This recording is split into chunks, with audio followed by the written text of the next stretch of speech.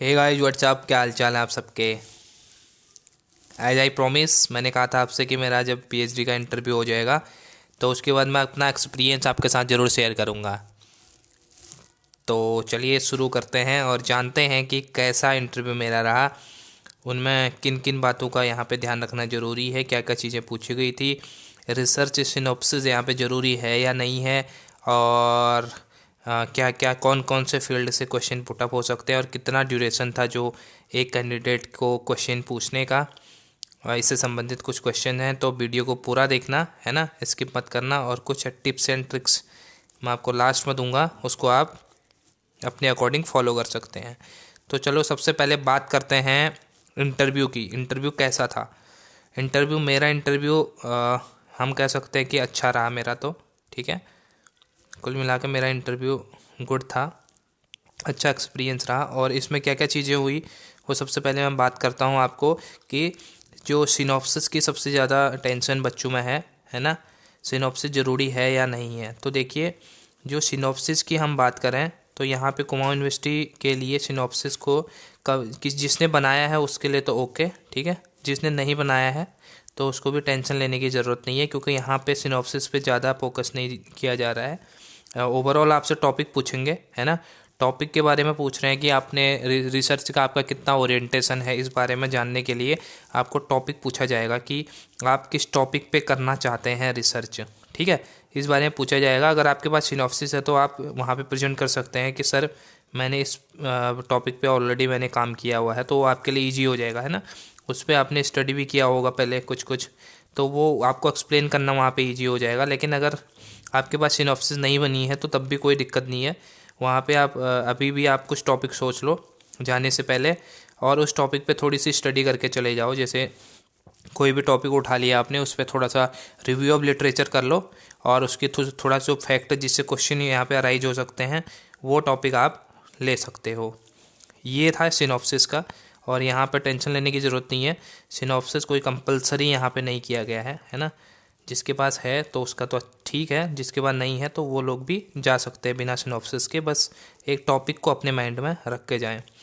दूसरी चीज़ की ड्यूरेशन, जो इंटरव्यू का ड्यूरेशन था वो कितने टाइम पीरियड का था, मतलब एक कैंडिडेट पे कितना टाइम यहाँ पे लग रहा था। तो बेसिकली अगर एवरेज की बात करूँ तो 10 से 12 मिनट के आसपास एक कैंडिडेट को यहाँ पे वो ऑपरेट, मतलब उसके साथ यहाँ पे इंटरेक्शन हो रहा है। 10 से 12 मिनट मान लो एक एवरेज। किसी के साथ ज़्यादा भी है, किसी के साथ कम भी यहाँ पे टाइम स्पेंड हो रहा है, लेकिन 10 से 12 मिनट एक एवरेज मान के चल सकते हो आप लोग। और उसके बाद उसमें नेक्स्ट हम बात करते हैं कि क्वेश्चन क्या क्या पूछे जा रहे हैं इसमें। सबसे मेन जो चीज़ है कि क्वेश्चन कहाँ कहाँ से और क्या क्या क्वेश्चन इसमें पूछे जा रहे हैं। तो सबसे पहले मैं आपको रिकमेंड करूँगा आप अपने रिसर्च की प्रोसेस है उसको अच्छे से पढ़ के जाएं, ठीक है। जितने भी उसमें स्टेप्स हैं, जैसे फर्स्ट हमारा आता है क्या, रिसर्च प्रॉब्लम। सेकंड आता है रिव्यू ऑफ लिटरेचर। थर्ड हमारा आता है उसके बाद हाइपोथेसिस डेवलपमेंट। फोर्थ हमारा रिसर्च डिजाइन। फिर आता है हमारा डेटा कलेक्शन, डेटा एनालिसिस, और लास्ट हमारा इंटरप्रिटेशन। ये रिसर्च के स्टेप्स हैं कुछ, इनमें आप इनको सेलेक्ट कर लो। और इसी के अंदर जो आपका डेटा कलेक्शन है, डेटा कलेक्शन को आप पढ़ के जाओ। डेटा कलेक्शन के क्या क्या टूल होते हैं, ठीक है। प्राइमरी, सेकेंडरी, ये सब होता है। और उसके प्राइमरी में क्या क्या टूल्स आती हैं, प्राइमरी में जैसे आते हैं आपके क्वेश्चनर हो गए, ठीक है। जो फर्स्ट बार आप डेटा कलेक्ट करते हो, क्वेश्चनर, इंटरव्यू, ये सब चीज़ें आ सकती हैं। जो सेकेंडरी डेटा है वो तो आपके पब्लिश्ड सोर्स होते हैं, उससे आप पता लगा सकते हो, मतलब वो डेटा आपको आसानी से इंटरनेट से या कहीं भी अवेलेबल हो जाता है। तो ये बात रही हमारी डेटा की। और ये भी रिसर्च के अंदर ही हम इंक्लूड कर सकते हैं। तो मेनली जो मैं कॉमर्स वालों की बात करूं, कॉमर्स वालों की मैं स्पेशली बात कर रहा हूं, तो यहाँ पे एक तो आपको रिसर्च वाला पोर्शन तैयार करके जाना है। रिसर्च वाला तो सबके लिए कंपलसरी है, चाहे वो कॉमर्स के हैं या नॉन कॉमर्स के हैं, क्योंकि रिसर्च तो हमारा फील्ड है जिसके लिए इंटरव्यू देने जा रहे हैं, तो उस बारे में तो हमें पता होना चाहिए बेसिकली, क्योंकि ये पीजी में सबने पढ़ा हुआ होता है, नेट में सबने पढ़ा हुआ होता है। तो रिसर्च के बारे में तो कंपलसरी है कि आप लोग करके जाएँ। दूसरा, स्पेशली कॉमर्स वालों के लिए बात करूँ तो स्टैटिस्टिक्स यहाँ पे इंपॉर्टेंट हो जाता है, ठीक है। स्टेट आप पढ़ के जाएँ। स्टेट के अंदर आप क्या पढ़ेंगे, स्टेट के अंदर आपको पढ़ना है टेस्ट, ठीक है। पैरामेट्रिक, नॉन पैरामेट्रिक, पैरामेट्रिक में कौन कौन से टेस्ट आते हैं? पैरामेट्रिक में हमारे टी टेस्ट आ जाता है, जेड टेस्ट आ जाता है, ठीक है। उसके अलावा आपका अनोवा आ जाता है और ये सब टेस्ट आते हैं। और एक मोस्ट इम्पॉर्टेंट चीज़ जो आप कॉमर्स वाले नॉन कॉमर्स वाले दोनों ध्यान रखेंगे कि यहाँ पे आपसे पूछा जा सकता है कि large sample and small sample, ठीक है। लार्ज सैंपल में बता दूँ वो होता है जो अब 30 होता है। 30 से ज़्यादा अगर सैंपल साइज़ है हमारा तो वो लार्ज सैंपल होता है। और इसके लिए टेस्ट क्या होता है? जेड टेस्ट हम इसके लिए यूज करते हैं, ठीक है, इसके सिग्निफिकेंस लेवल को चेक करने के लिए, यानी कि जेड टेस्ट का हम यहाँ पे यूज करते हैं। और स्मॉल सैंपल के लिए हम कौन सा करते हैं? हम यहाँ पे टी टेस्ट स्मॉल सैंपल के लिए करते हैं। टी टेस्ट स्मॉल कब होता है हमारा सैंपल? जब हमारा सैंपल साइज <30 होता है, ठीक है। तो इस बात को ध्यान रखना। जेड लार्ज सैंपल के लिए हमारा होता है जेड टेस्ट, स्मॉल सैंपल के लिए हमारा होता है टी टेस्ट। लार्ज सैंपल कब होता है? जब अब 30 हमारा होता है सैंपल साइज। और स्मॉल सैंपल कब कहलाता है? जब हमारा <30 यहाँ पे सैंपल साइज होता है। तो बेसिकली क्वेश्चन इसी से पुटअप किए गए थे। पहला रिसर्च से ओवरऑल, ठीक है। रिसर्च के अंदर आप प्रोसेस पढ़ लेंगे, डेटा कलेक्शन, वो सारे स्टेप्स अलग अलग इंडिविजुअली आप एक बार रीड कर लेना, ठीक है, किस तरह से रिसर्च प्रॉब्लम होती है। वैसे इतना डीपली नहीं पूछेंगे, लेकिन आपको बेसिकली इसके स्टेप्स में आपको जो वेटेज डाला जा सकता है, कौन से उसमें डाला जा सकता है। एक तो हाइपोथेसिस क्या होता है, हाइपोथेसिस, नल और अल्टरनेटिव हाइपोथेसिस, ये पढ़ के जाना। दूसरा आपका डेटा कलेक्शन पे, ठीक है, डेटा कलेक्शन के सोर्सेज और डेटा कलेक्शन के और डेटा एनालिसिस के जो टूल्स हैं उन पे, टूल जैसे मैंने बताया टी टेस्ट, ठीक है, जेड टेस्ट और अनोवा, और इसके अलावा काई स्क्वायर टेस्ट, ठीक है। इनको पढ़ के चले जाना है एक बार। तो ये तो बात हुई हमारी किसकी, जो क्वेश्चन यहाँ पे पुटअप हुए थे, ठीक। मैंने उसके अब आपको बता दिया सिनॉप्सिस का। मैं ये देखो सिनॉप्सिस मैं कवर कर चुका हूँ। सिनॉप्सिस का दिक्कत लेने की ज़रूरत नहीं है। सिनॉप्सिस का अल्टरनेट मैं बता देता हूँ, टॉपिक सोच के जाओ, उस टॉपिक को अच्छे से पढ़ के जाओ, ठीक है। सिनॉप्सिस आपका काम कर जाएगा, कोई दिक्कत नहीं। सिनॉप्सिस के बदले आप टॉपिक को प्रिपेयर करो और वहाँ पे बोल दो मेरे को ये टॉपिक पता है। दूसरी चीज़ आपको मैंने बता दिया कितना ड्यूरेशन लग रहा है, 10 से 15 मिनट एक्सपेक्ट करके चलो। अगर आपका स्टार्टिंग में आ गया, स्टार्टिंग मॉर्निंग में आ गया, मतलब पहले पहले लंच से पहले पहले आएगा, 10 से 15 मिनट एक्सपेक्ट कर लो। लंच के बाद आएगा तो इसको 8 से 10 मिनट आप लोग एक्सपेक्ट कर सकते हो, क्योंकि लंच के बाद थोड़ा सा डिले भी हो, सॉरी जल्दी जल्दी भी करने की कोशिश करते हैं ना, क्योंकि कैंडिडेट ज़्यादा रहते हैं और उस बहुत सारे फैक्टर होते हैं, तो आप समझ सकते हैं ना, वो आपका रहेगा। तीसरा मैंने बात करी कि आपको क्या क्या प्रिपेयर करके जाना है, कि इस रिसर्च के अंतर्गत आपको कौन कौन से यहाँ पे स्टेप, कौन कौन से जो मोस्ट इम्पोर्टेंट सब्जेक्ट है उसको देखना है। इसके अलावा एक और जो चीज़ है वो ये कि इसके अलावा एक और इम्पोर्टेंट चीज़ जो कॉमर्स के लिए स्पेशली मैं कह सकता हूँ, और डिपार्टमेंटों में क्या हुआ उसका मुझे उतना नहीं पता, ठीक है। कॉमर्स डिपार्टमेंट में क्या क्या यहाँ पे डॉक्यूमेंट सबमिट हो रहे हैं, तो आपको यहाँ पे एमकॉम फाइनल सेमेस्टर इसकी फाइनल सेमेस्टर की जेरोक्स पक्का लेके जानी है, जेरोक्स के रूप में, और इंटरव्यू कॉल लेटर और एमकॉम फाइनल, ये 2 जेरोक्स कॉपी आपकी स्टार्टिंग में जो रिसेप्शन है जहाँ पे, वहाँ पे सबमिट हो जाएंगे, ठीक है। जहाँ पे आपका लिस्ट है वहाँ पे आप जाके साइन करेंगे, और ये 2 जेरोक्स आपके एमकॉम फाइनल सेमेस्टर की और इंटरव्यू कॉल लेटर आपका यहाँ पे सबमिट हो जाएगा। उसके अलावा इंटरव्यू के दौरान जब आप अंदर जाओगे तो वहाँ पे टीचर्स जो बैठे हैं हमारे, इंटरव्यूअर जो हैं इंटरव्यू लेने वाले, वो आपके फाइनल ईयर की फाइनल सेमेस्टर या फाइनल सेमेस्टर की जो एमकॉम की है उसकी मार्कशीट वो चेक करेंगे। और आपसे जनरली ये क्वेश्चन पूछा जाएगा कि आप कहाँ से आपने पीजी अपना किया है, क्या परसेंटेज आपकी रही।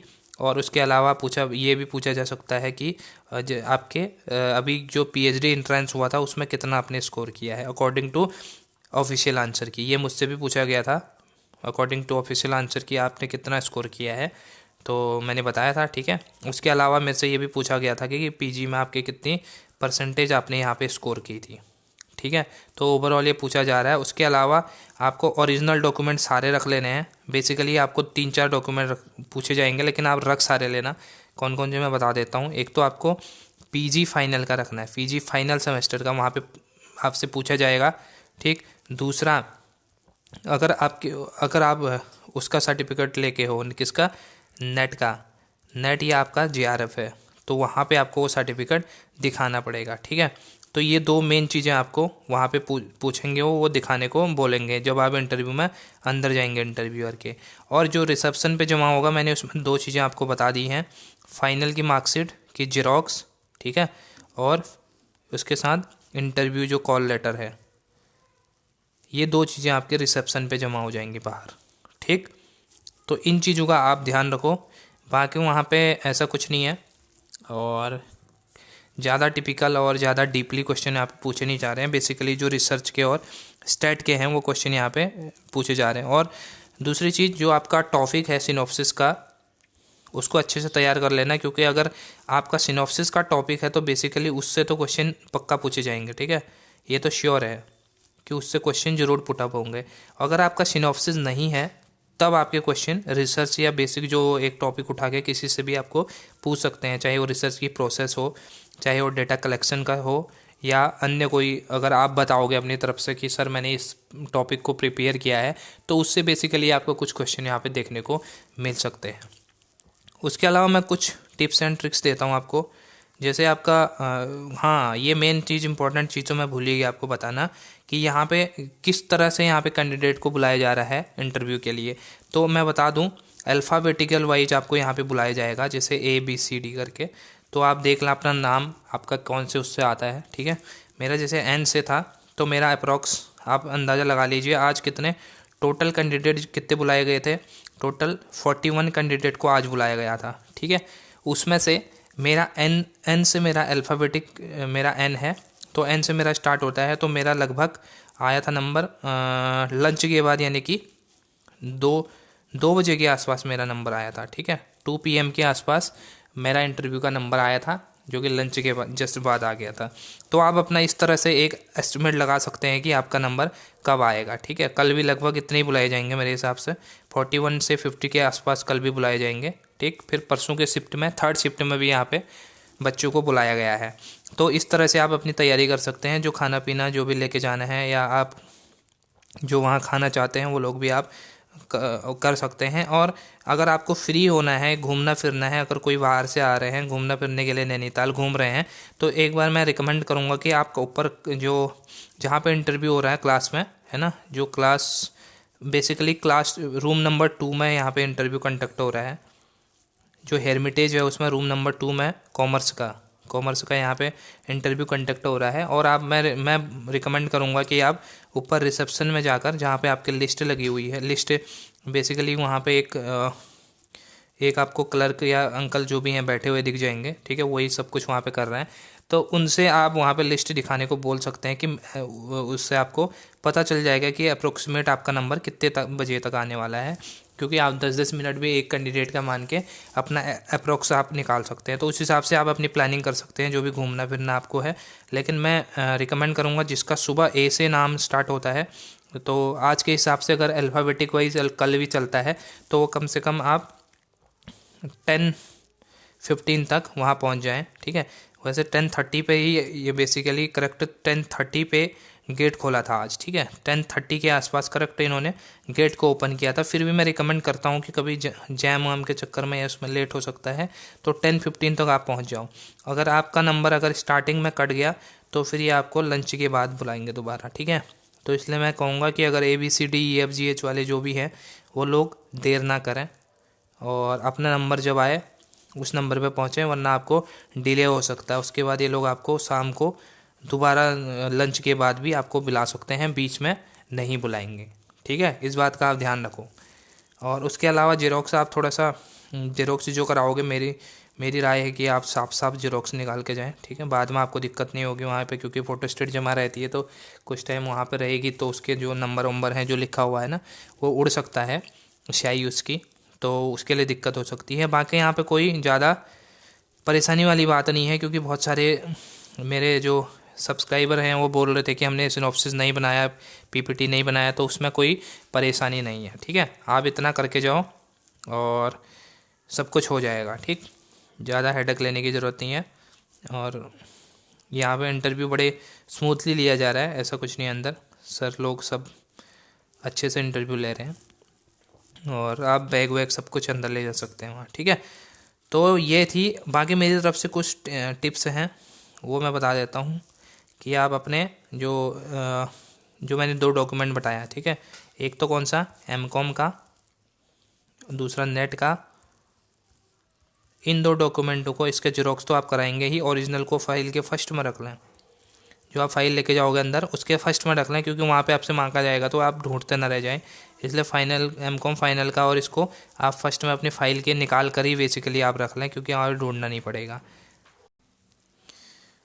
और इसके अलावा टेम्परेचर की कुछ बात कर लेते हैं। ठीक है, कैसा आपका यहाँ का आज नैनीताल का जो टेम्परेचर था वो कैसा था।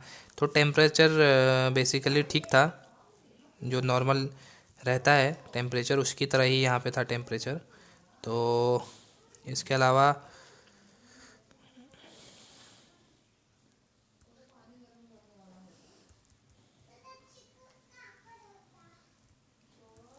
लेकिन यहाँ पे आप लोग जो स्वेटर वेटर हैं, जैकेट वैकेट हैं, टोपी वोपी अच्छे सब कुछ पहन के जाएं। ठीक है, काफ़ी ठंड भी है, क्योंकि आज तो धूप थी, कल का कोई भरोसा नहीं है। अगर धूप ना रही तो शाम का टाइम तो काफ़ी यहाँ पर ठंडा हो रहा है, तो आप अपने हिसाब से व्यवस्था करके जा सकते हैं। जो बाइक से हैं वो स्पेशली ध्यान दें। ठीक, अगर आपका इवनिंग का नंबर है, इवनिंग के टाइम आपका नंबर आता है, तो आपको थोड़ी ठंड का यहाँ पे सामना करना पड़ सकता है, क्योंकि नैनीताल एकदम ठंड, वैसे भी वहाँ गर्मी में ठंड होती है, तो आप अंदाज़ा लगा सकते हैं। तो thank you so much video देखने के लिए, और यही थी आज की जो हाइलाइट्स थी इंटरव्यू की। और आप सबको ऑल द बेस्ट। ठीक है, आप सब अपना इंटरव्यू अच्छे से दें और पीएचडी के लिए फटाफट इनरोल हो जाए। ठीक है, मैं तो यही विश करता हूँ, और कुछ नया होगा फिर लेके आऊँगा आपके सामने। Keep watching, thank you so much. अगर आपका इंटरव्यू में थोड़ी सी भी अगर हेल्प मिलती है मेरी वीडियो से, तो आकर लाइक और कमेंट्स ज़रूर करें। फिर मिलते हैं, थैंक यू।